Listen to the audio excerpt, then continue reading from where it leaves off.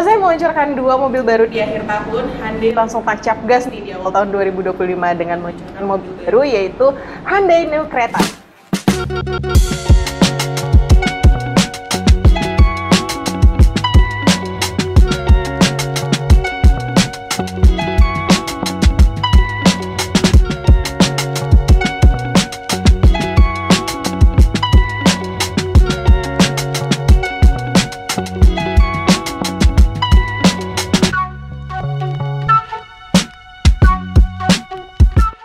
New Creta ini sebetulnya sudah meluncur lebih dulu di global, tepatnya di India. Tapi untuk yang unit di sebelah Nanda ini udah CKD alias dirakit di Indonesia.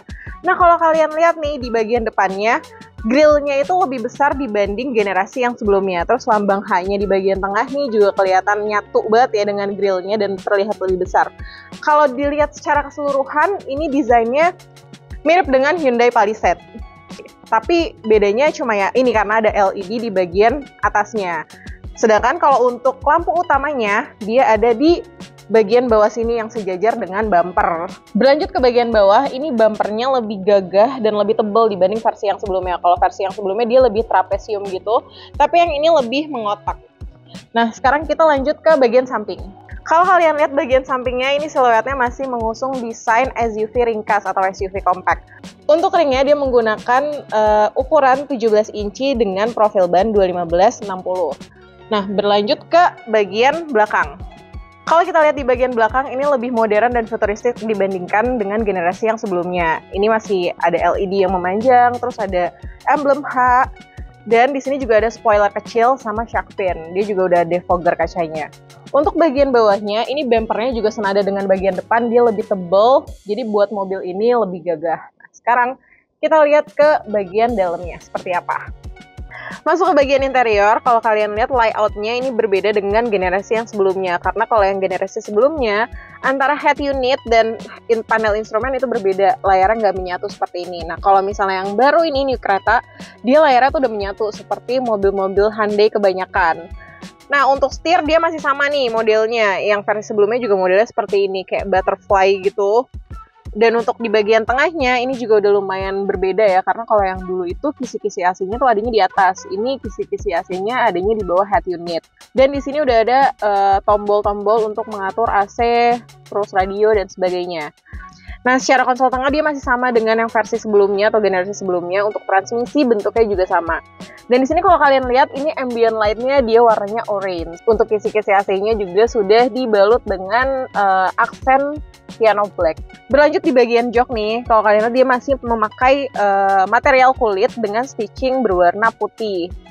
Untuk kelengkapannya nggak ada yang berbeda dengan versi yang sebelumnya. Masih ada tray penyimpanan di konsol tengah. Secara keseluruhan, New Creta ini menyajikan kesan yang lebih modern dan nyaman dibanding generasi yang sebelumnya. Untuk New Creta Prime yang sekarang Nanda ada di dalamnya ini, dia udah ada blue link. Di sini bisa kelihatan ya ada tombol blue link-nya. Terus dia juga sudah dilengkapi dengan panoramic sunroof. Jadi mobil ini terkesan lebih mewah. Sekarang kita berlanjut ke bagian baris kedua. Di baris kedua, secara kenyamanan juga nggak berbeda jauh dengan generasi yang sebelumnya. Ini Nanda tingginya 168 cm.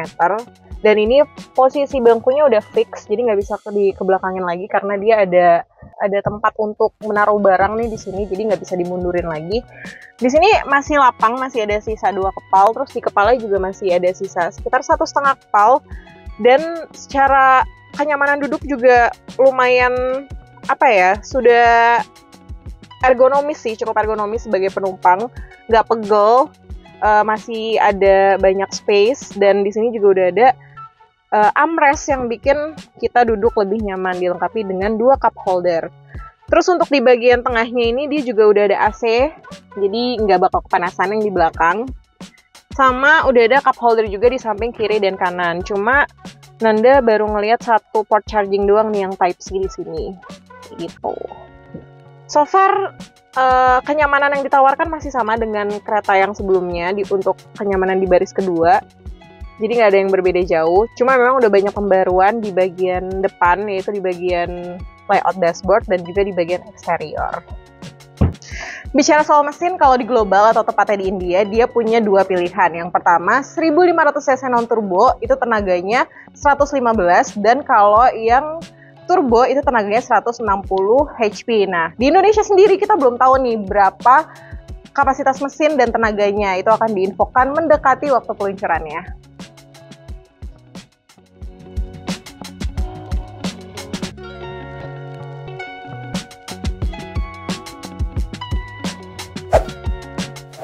Oke, sekarang di sebelah Anda udah ada kereta N-Line. Kalau secara dimensi dia nggak ada bedanya sama New Creta. Cuma secara tampilan depan nih kelihatan nih perbedaan yang cukup signifikan. Dari bagian depan kalau misalnya New Creta dia pakai grill parametric. Sementara kalau misalnya untuk yang kereta N-Line ini kelihatannya lebih kayak model honeycomb gitu ya karena bolong-bolong.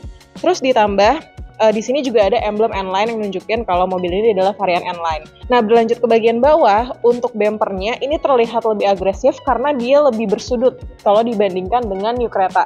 Kalau kita lihat New Creta tadi lebih mengkotak gitu loh untuk bumpernya, tapi yang ini lebih agresif nih karena ada sudut-sudut yang jelas gitu. Lanjut ke bagian samping, ini sama juga nggak ada perbedaan. Perbedaannya cuma minor, yaitu di bagian sini nih, bodi sampingnya dia ada emblem N-Line. Begitupun untuk di roda. Sebenarnya rodanya tuh sama-sama pakai two-tone, yang New Creta juga dia two-tone, cuma di sininya ada emblem N-Line juga yang menandakan kalau mobil ini adalah varian sporty dari kereta. Nah, terus perbedaan lainnya adalah di bagian belakang. Kalau lihat bagian buritannya ini lebih sporty karena dia pakai spoiler yang gede banget nih. Kalian bisa lihat di sini. Terus untuk lampunya masih sama seperti New Creta, tampilannya seperti ini. Dan di bagian bawahnya itu lebih sporty berkat diffuser dia yang besar yang bikin mobil ini tuh tampak lebih agresif dan sporty. Jadi SUV paling sporty dari keluarga kereta. Nah, langsung kita berlanjut ke bagian interior. Sekarang Anda udah ada di kabin kereta N-Line. Nah, kalau kalian lihat layoutnya nggak beda jauh sama New Creta. Cuma yang paling signifikan adalah ada aksen warna merah nih di beberapa bagian. Seperti di jahitan di setir, terus juga di bagian head unit. Ini ada garis warna merah. Dan di setirnya juga udah ada lambang N atau N-Line. Untuk kereta N-Line, dia transmisinya udah berbeda dengan New Creta, menggunakan desain yang lebih sporty. Secara keseluruhan, hampir sama, nggak berbeda jauh. Cuma emang ada beberapa aksen yang dibedakan gitu, karena menunjukkan ini variasi N-Line. Kayak di kursi ini juga ada tulisan N-Line, dan ada aksen-aksen warna merah yang bikin mobil ini lebih sporty.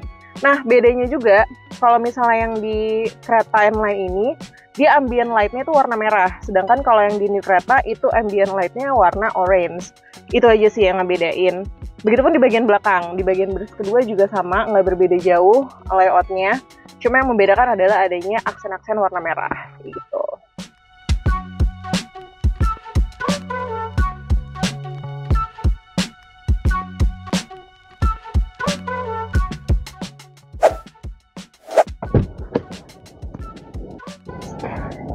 Iya, itu dia tadi review sekilas Nanda sama mobil New Creta dan New Creta N-Line.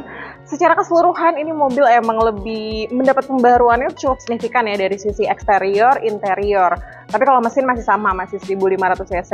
Cuma ini adalah warna baru nih di Hyundai, karena kan mereka dari akhir tahun lalu tuh mereka udah ngeluarin banyak mobil baru, dan ditambah awal tahun dia ngeluarin mobil baru lagi nih, New Creta. Menurut Nanda ini jadi pilihan untuk teman-teman yang pengen beli SUV kompak dengan desain yang agresif dan sporty.